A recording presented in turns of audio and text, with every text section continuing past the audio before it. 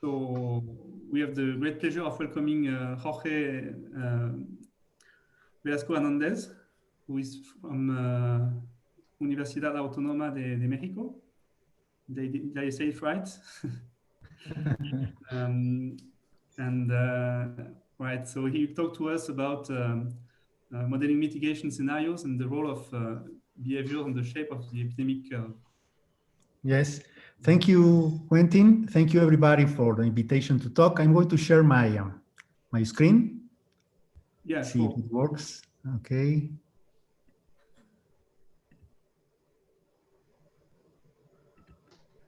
I hope.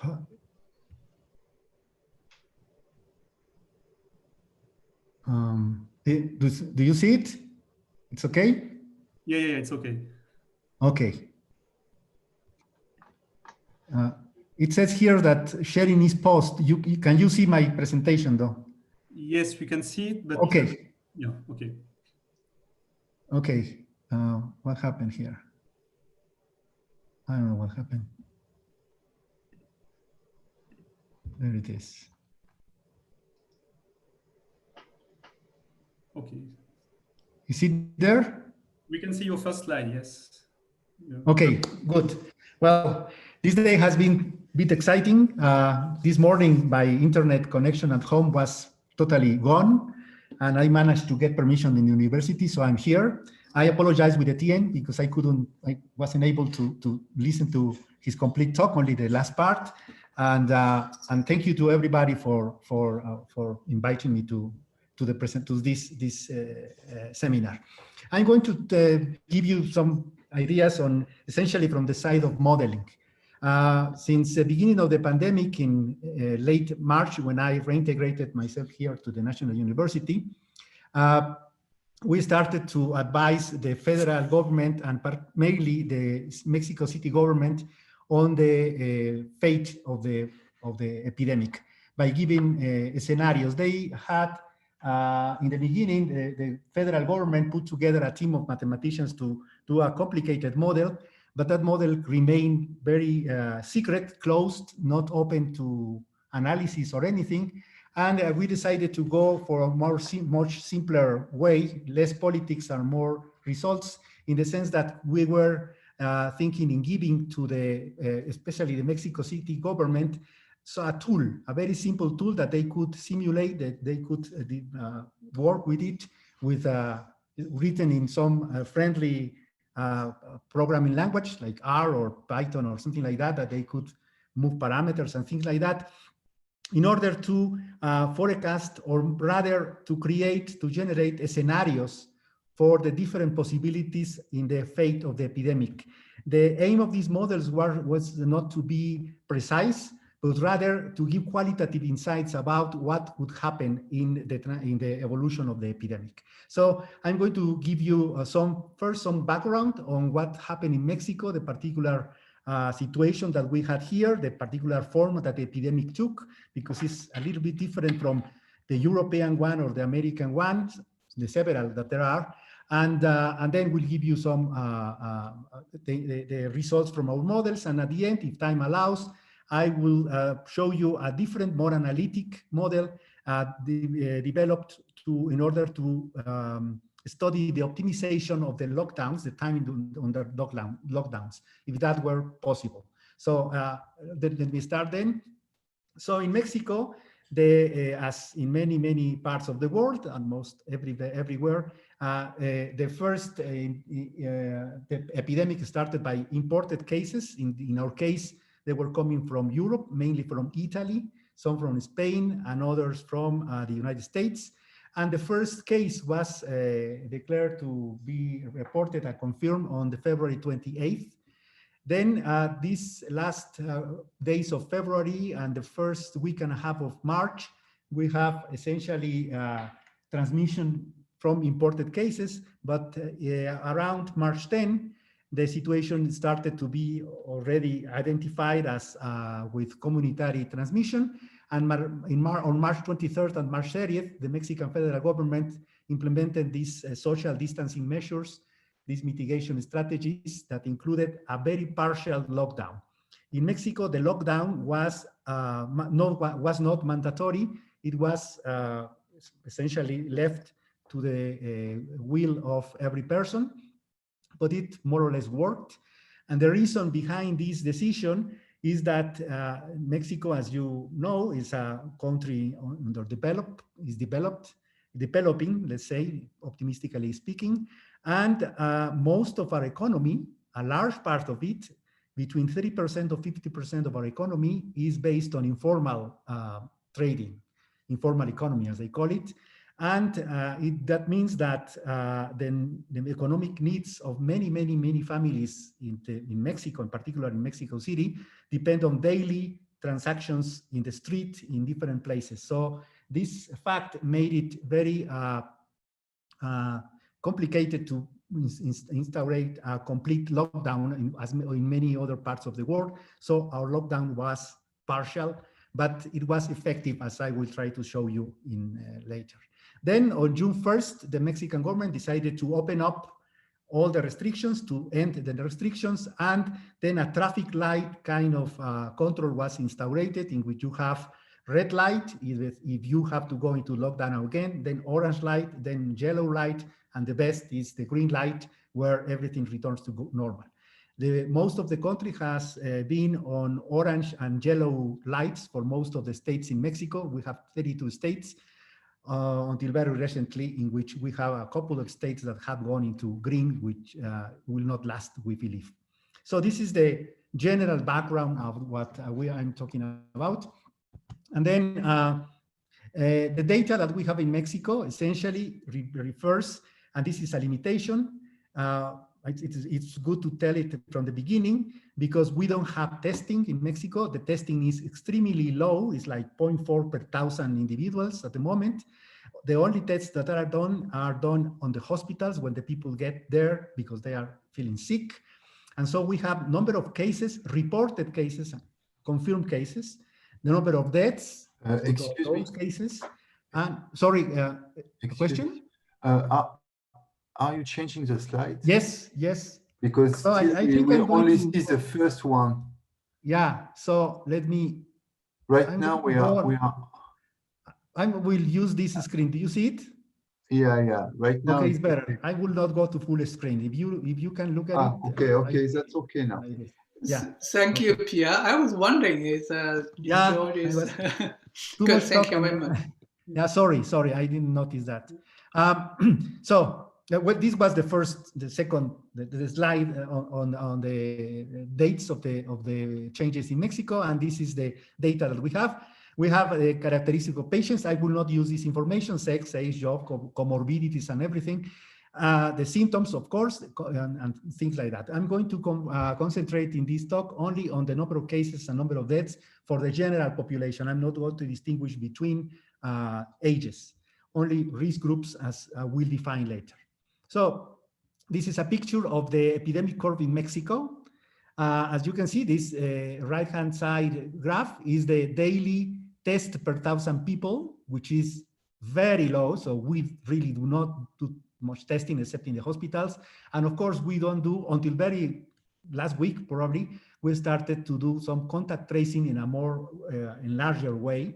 But essentially, we are looking at data reported cases. In Mexico, the surveillance system is called Sentinel, which is based essentially because of economic restrictions in each state, we have 1 or 2 hospitals that receive patients from the region. And from those hospitals, the diseases are diagnosed, the outbreaks are prevented because they are measured by sampling the people that come to the hospital. This was instaurated very successfully for influenza, for the H1N1 epidemic, but it resulted totally insufficient for the large numbers of cases that we have for SARS-CoV-2. So as you can see, the growth of the epidemic curve in Mexico is very slow. It's essentially linear, it's not exponential, has never been exponential. It's probably only in the first weeks, only in March, probably it was a little bit in the exponential trend, but essentially has kept a whole linear growth that has never decreased. So from March 30th to June 1st, we have this lockdown. The epidemic curve never went down. And the national peak occurred until the middle of July. And then it has remained essentially very high. And we are fearing a new rebound of the disease.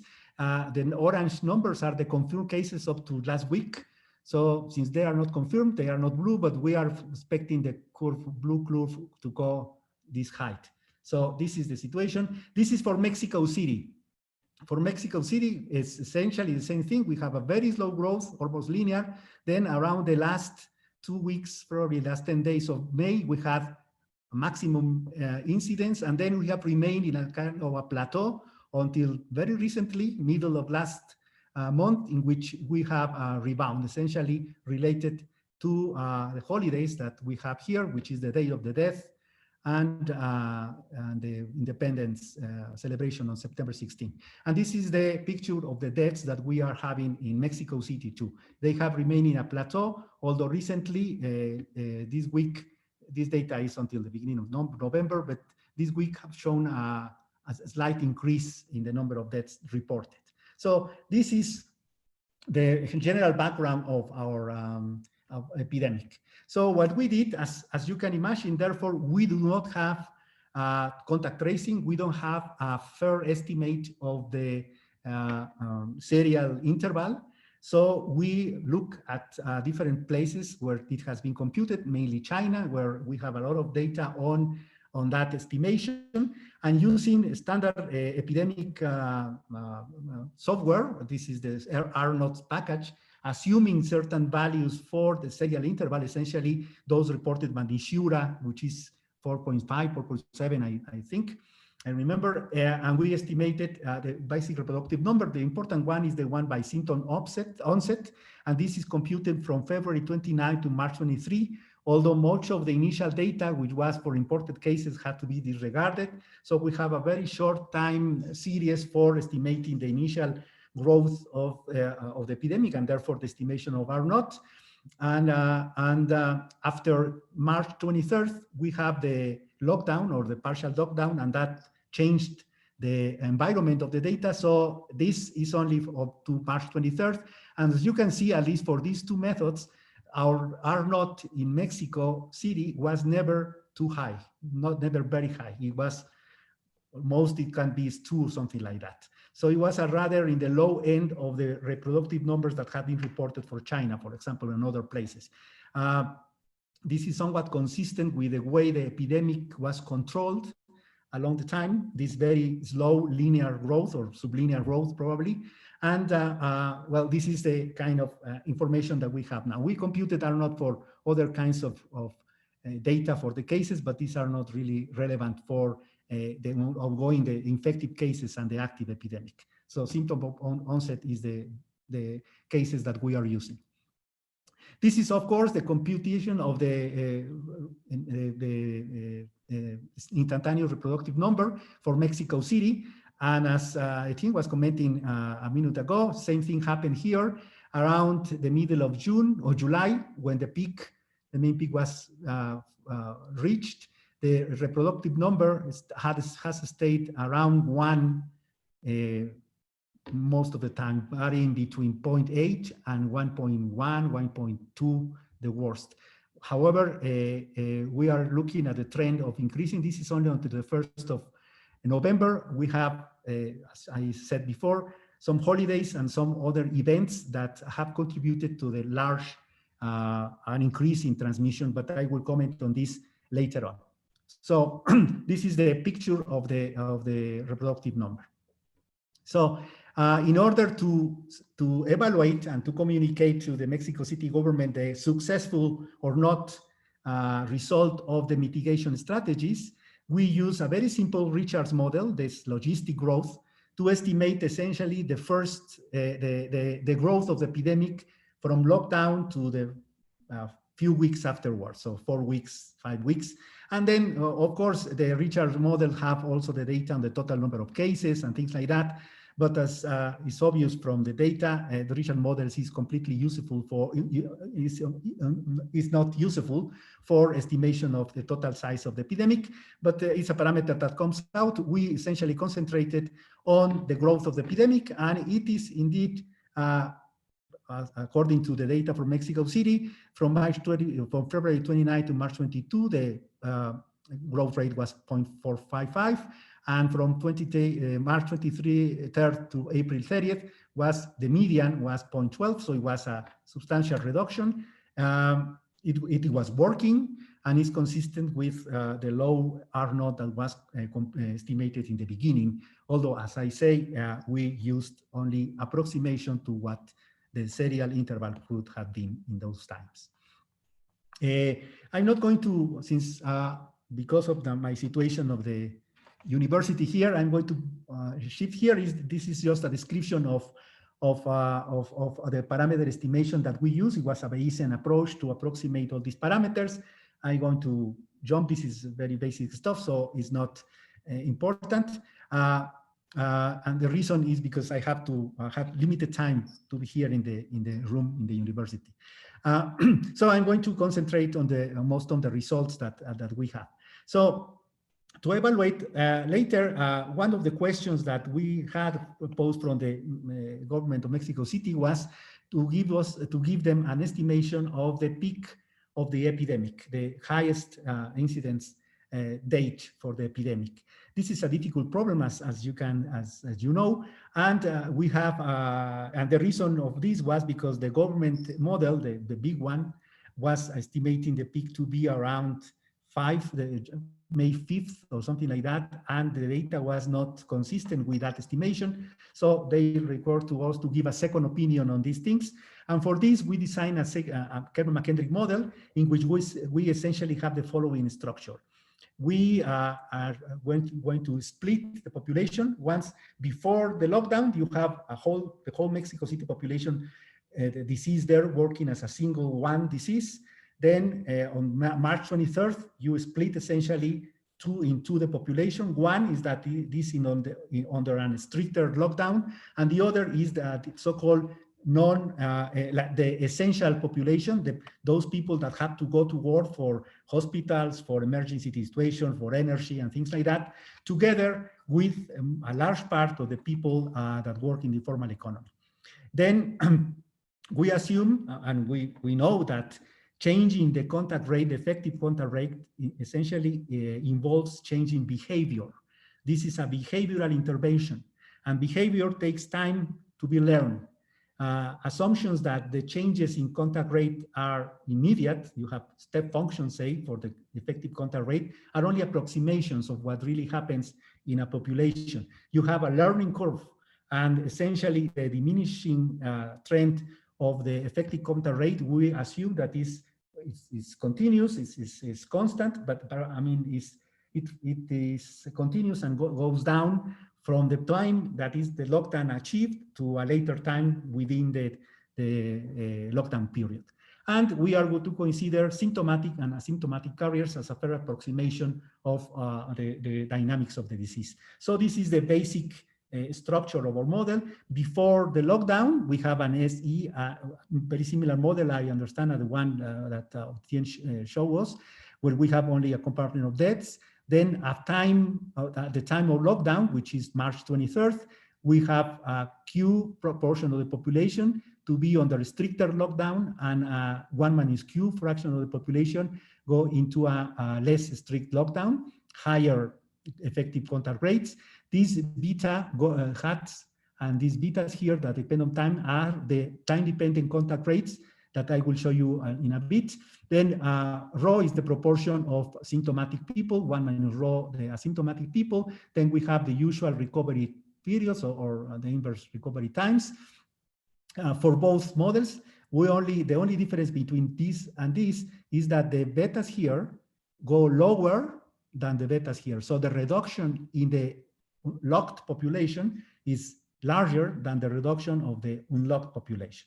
And one important parameter here that we put is a proxy for the mobility of the population. Since the very beginning, we were worried about the amount of people that was in the streets, essentially informal workers. And many people, the non-compliance with the lockdown was relatively constant. So we propose a rate omega of people that are in this compartment going out and becoming essentially people with heightened or higher contact rates. And the return was impossible. Once you raise your contact rate, the risk increases, and your whole household or set of people that live close to you essentially become as if they were outside. So these are the hypotheses of the model. This is essentially the picture of the contact rate that we have used.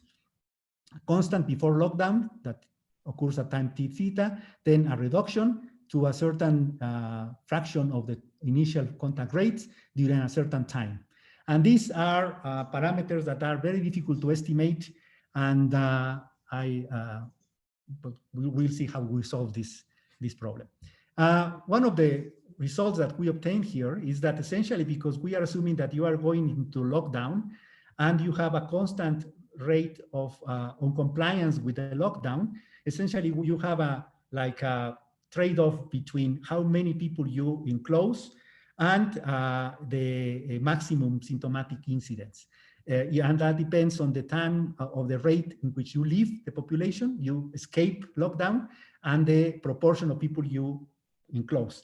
And this is the fact that you have a minimum here is essentially the explanation is because if you have a low portion of people under lockdown, then omega, since it's a linear rate, is just omega times whatever people is enclosed, so that's small. Then if Q is very large, then you have a lot of people enclosed, and therefore the rate of non-compliance is greater, and then you have that you must have a minimum inside in the middle. So this is the numerical result. This is the result from the model. And in a minute, I will give you the projections of the model. I only want you to tell you the following thing. When we were analyzing this thing, that by the way, we have a good estimation of the peak time, which was between May 20th and May 30th. One thing that we noticed is that the calendar is a very important source of information for atypical super spreading events. And this is because early at the middle April, when we were writing the model, we look at the first week of May. And the first week of May, we have certain events here in Mexico. The 30th of April is the Children's Day. The 1st of May is the Workers' Day. The 3rd of May is the Holy Cross Day. And the May 10th is the Mother's Day. So we had 10 days in which we could be observing a high increase in omega in the rate of non-compliance with the lockdown. So using this, expecting this mobility, we design. Well, that's one thing. One brick in the construction we did. Then we did some projections of this event that I will show you later. Then, and we were able to predict the entering into the plateau of the population of the epidemic in Mexico City. Then when we finished that period of lockdown in Mexico, as I told you before, on June 1st, the government started this traffic light kind of control in which you have red lights, yellow lights, and orange lights and green lights, and those are announced on the Friday previous to the start of that control strategy. So people know when things are going to be closed or not, or we're going to be open or things like that. So this information is certainly circumstantial, but it gives you a good hint of how the contact rate probably could change well ahead of things, because you have Friday, Monday starts, and if you look at the calendar of the dates that you can have also important dates, you can predict changes very far in advance. For example, you could predict the September holidays for the national holiday that was a weekend, so it covered from Saturday to Tuesday, or you can see the effects of the Day of the Dead, that was also a holiday, it was from Saturday to Monday, and you can have our equivalent of the Black Friday in the United States, which is a good end weekend, which essentially is 3 days, but this to reactivate the economy was increased to 10 days. So we could see before anything the probably periods of increased mobility. So for the opening up of the economy, we use the same idea of our old model that I just showed you and design a new one in which with the same structure. But now this part of here, this model, this set is for the population within lockdown. Now we are looking at the population under lockdown as if it were only one. And then when the traffic light started, you could have 2, 3, 4, 5 different groups of people depending on their things they do, how they work, the economy sector do they belong, and things like that. We only showed the results for 2. Also, another change that we did is that we are now looking at reported cases because this modification is, we like it because essentially the information that we have is on reported cases.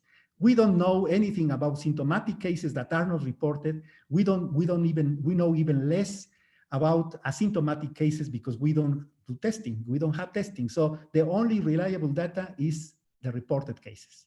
And we are going to follow that for everything.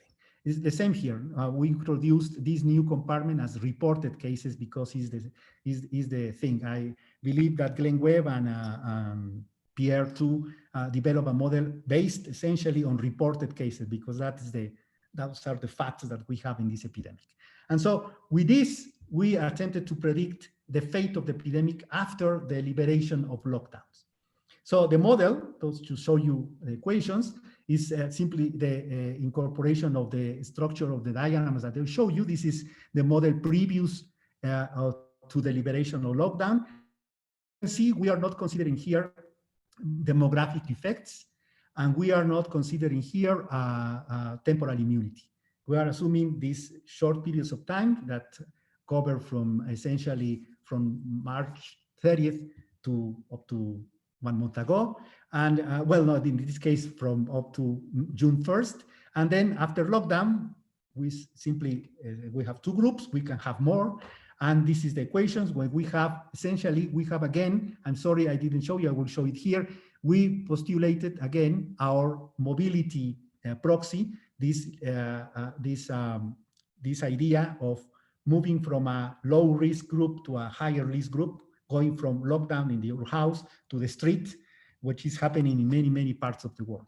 So this is the structure of the model. It's a typical Kerman-McKendrick model that incorporates these ideas that I showed you in the diagrams. So the parameters that we are using are the effective contact rate, incubation period, proportion of individuals. And the reason we structure, one of the reasons that we structure a model in this splitting idea is that we use, for example, to estimate some of these parameters, effective contact rates and things like that, we use the data previous, in the first case, previous to the lockdown, to estimate the growth rates and the effective contact rates. And in the second model, previous to the liberation of lockdown, to estimate those rates using data. So, and then after those periods, we essentially did the modeling assumptions as hypotheses for the dynamics of the disease. So these are essentially the parameters that we're using. One thing is that now we generalized the way the effective contact rate changes. And this is essentially, is a piecewise linear, and essentially that's our trick. And we have, as before, different contact rates, different dynamics, different levels of contact rates, the base contact rates for the different risk groups that we have. Those that are more at home, more protected, have lower initial contact rates, and their target contact rate, the diminished contact rate, is lower than other groups that are not at home but in the street. And those are the general hypotheses. So going back to, perhaps I ordered wrongly my presentation, but this is the predictions for the first model. Remember, I told you in the first model, we have the population before the lockdown, and then we split it into non-essential workers and essential workers, those that were on the lockdown strict and those that have a less strict lockdown.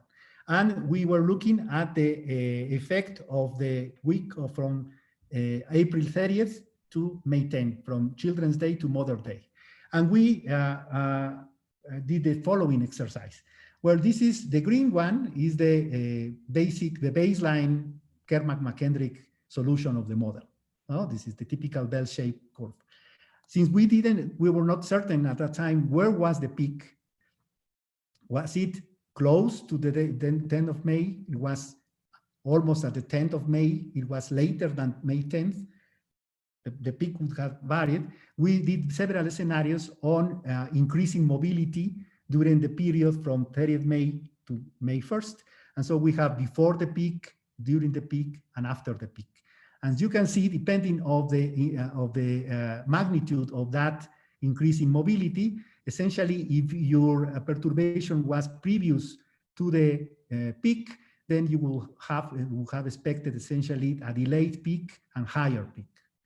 If you if you have these days of high mobility after the peak, essentially the tail of your epidemic curve will get fatter and still controllable, because but the trend will be going down.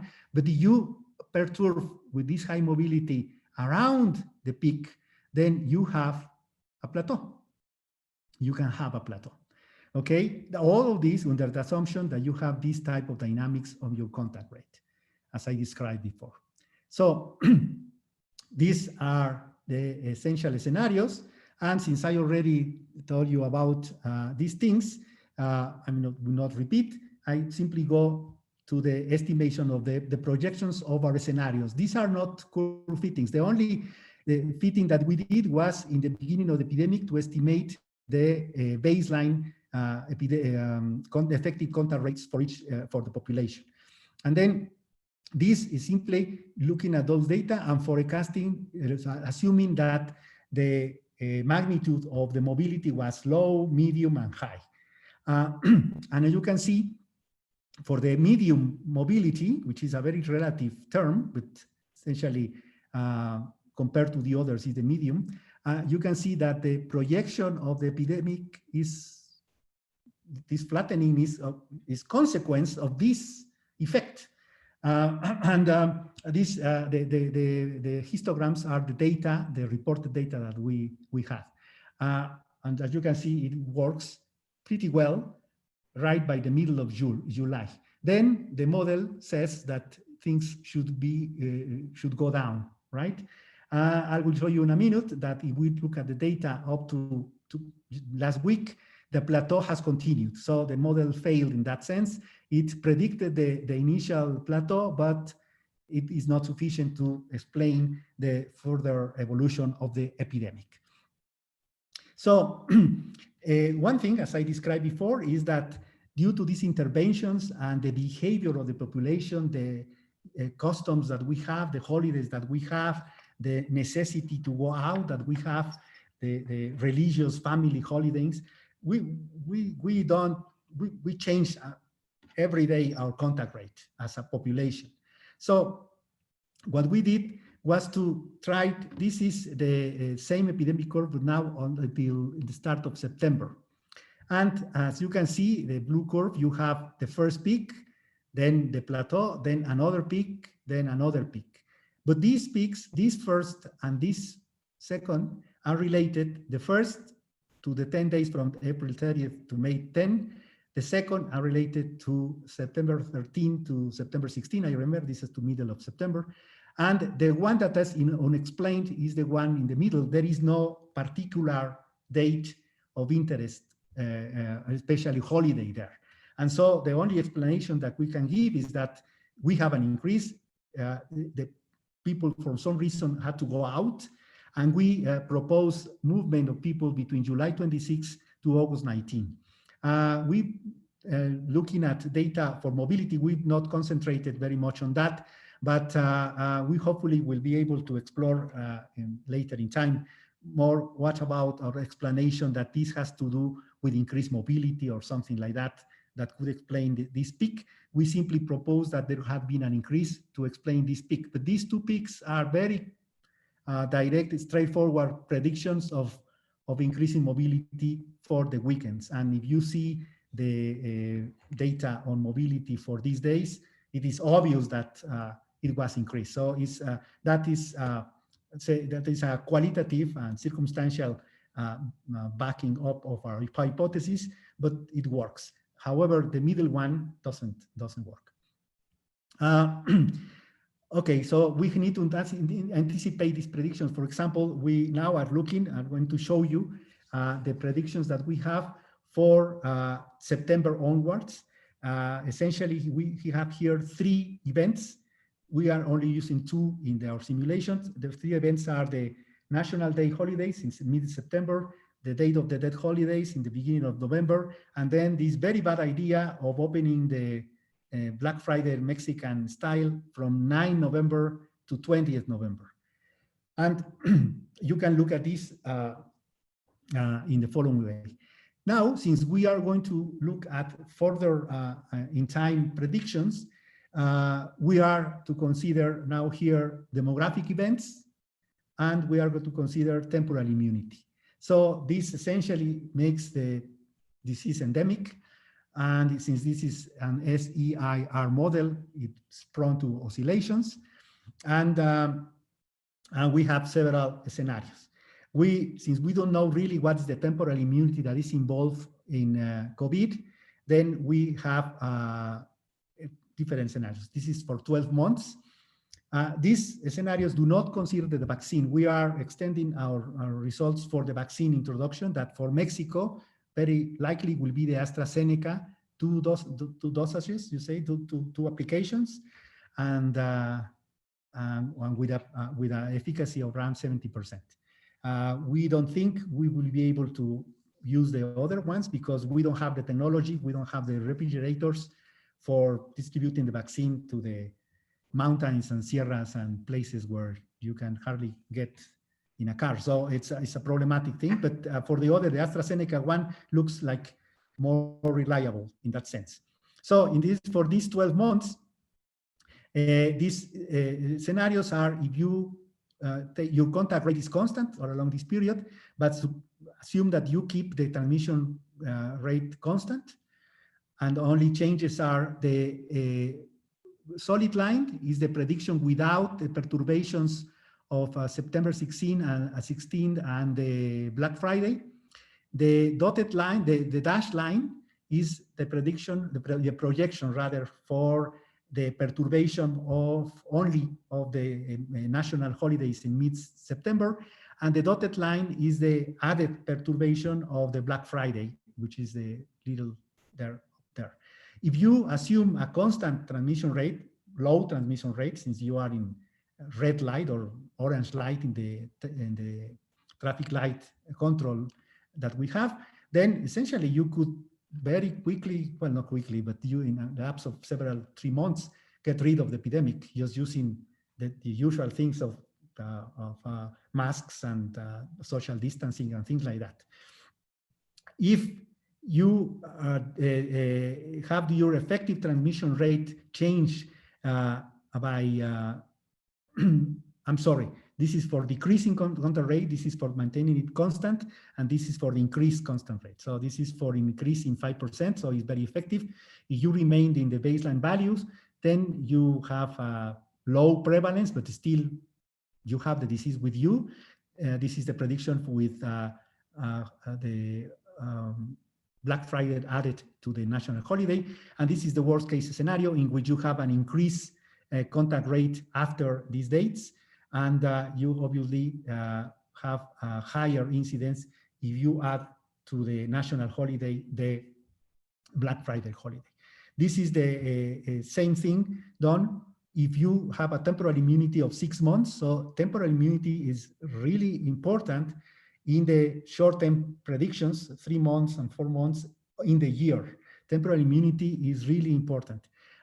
It changes everything.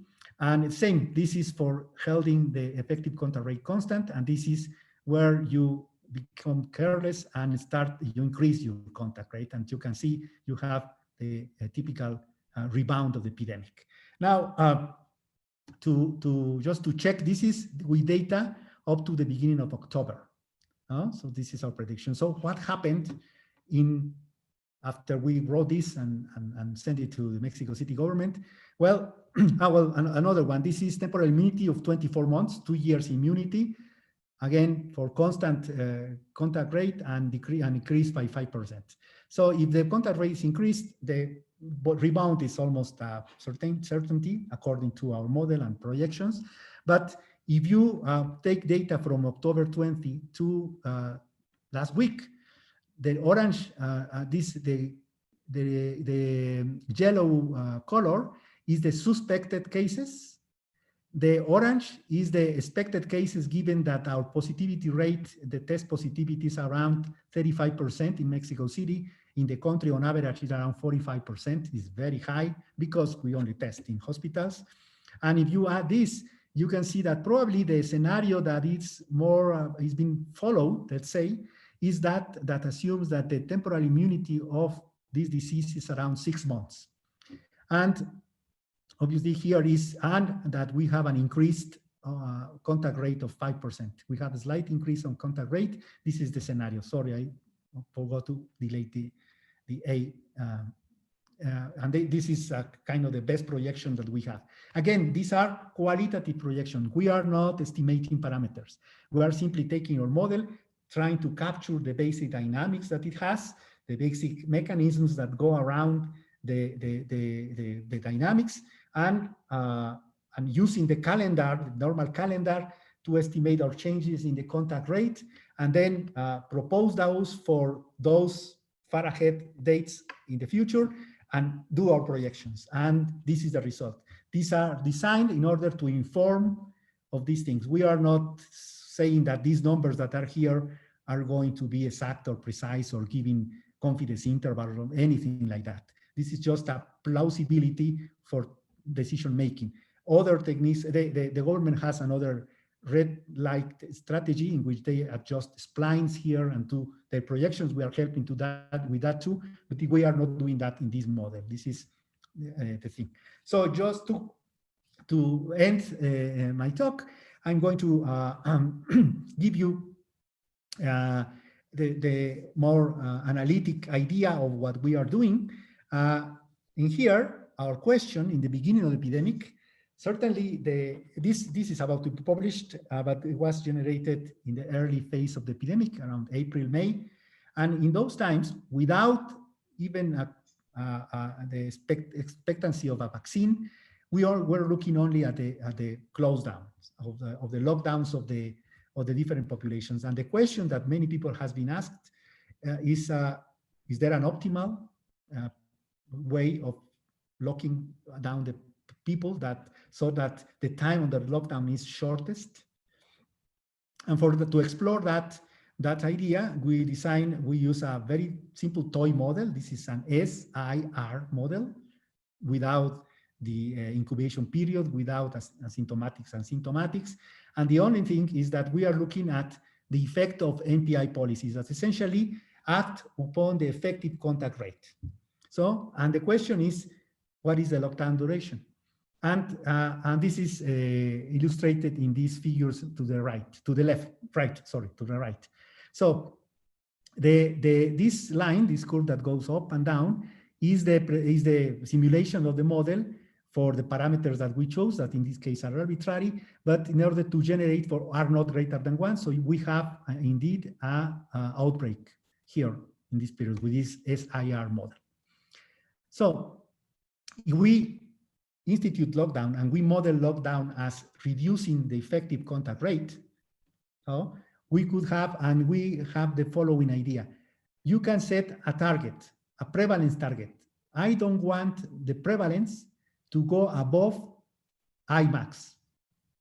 This Imax could be fixed or set in terms of the number of beds in a hospital or ICU beds or any measure of, for example, capacity to treat the disease. So you fix your Imax, and your question is, can I reduce the contact rate so in such a way that my epidemic curve will never go above Imax?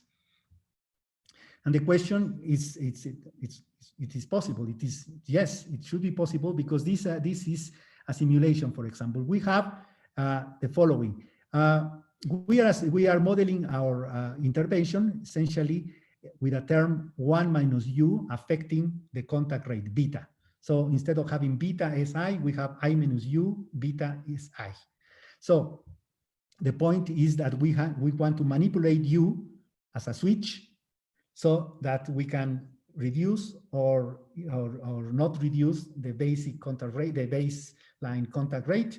And with that, we simulate our NPI policies. And so we have several. For example, I have illustration here too. The intervention 1, for example, is the dashed line in which you start here. This is time, the time in which the population goes, and then you can go up, down, a small, lower rate, then you go down, and so you follow that shifting of the contact rate, and the trajectory of the population is this one. Sorry, the dotted, the dashed line here.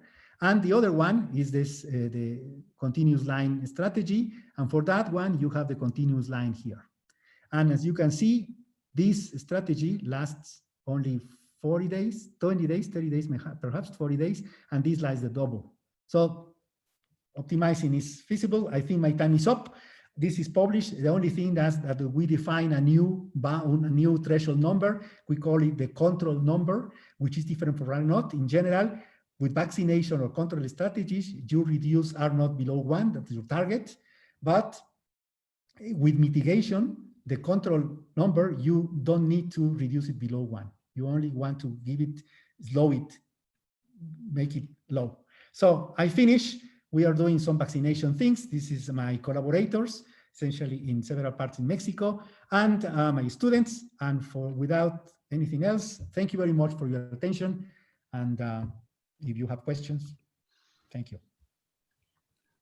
Thank you for a very nice presentation. So now I see that there is already a question in the audience. Just before that, a very short question. You mentioned the reference tree at some point in your slide. Could you? Yeah, I have. These are the All right. So I'll just see the screen and move on to the question. Yes. So okay. So first question is Jacques de Mongeau. Yes. So now, Jacques, you can talk.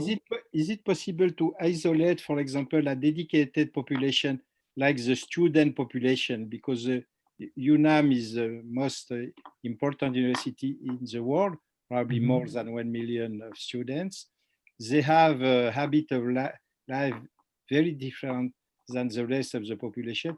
Is it possible to isolate and to study the dynamic of this dedicated population? In principle, it looks feasible, but there are certain things. In Mexico, for example, most of the students do not have cars. They arrive through public transportation. Okay. In Mexico, the same as the administrative workers. So the contact with outside population is very, very continuous, because they live in the city. So what we have approached with this, we have a student working on that, and what we are doing is modeling the epidemic in the campus as if it were a city in itself, not and modeling the dynamics of the transmission inside that, without as an isolated population, as a simple SIR model, say, because to link it with other groups of people that are outside is really complicated, because the parameters cannot really be estimated.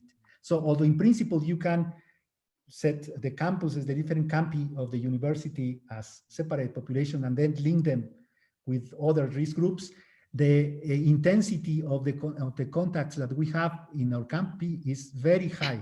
It's like, it's not, for example, in the United States that they have dormitories, if a student is detected sick, it goes to the dormitory and is isolated there. Here, it's impossible. The student can come into the university, get infected, and be sent to his home or her home. And then who knows what happens there. So it's not feasible in that sense. Yeah, okay, but in smaller university like Cuernavaca, is it possible to study the influence of elevation of altitude?